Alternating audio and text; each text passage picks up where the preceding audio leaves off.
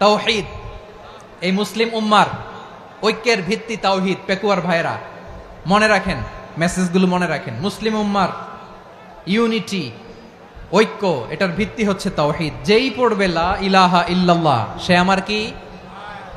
এজন্য বিষ্ণুই বলেন, মান ক্বালা লা ইলাহা ইল্লাল্লাহ, যে ব্যক্তি বলবে লা ইলাহা ইল্লাল্লাহ মুখলিসান মিন কলবিহি, অন্তর থেকে যে পড়বে লা ইলাহা ইল্লাল্লাহ, দাখালাল জান্নাহ, সে জান্নাতি হয়ে যাবে। সুবহানাল্লাহ বলেন। যেই পড়বে লা ইলাহা ইল্লাল্লাহ সে কই যাবে? জান্নাতি হয়ে যাবে। তো এখন আমার সব ভাই যারাই লা ইলাহা পড়ছে জান্নাতে যাক, চাই কি চাই না? নাকি আপনি শুধু একাই জান্নাতে যেতে চান? একাই যেতে চান?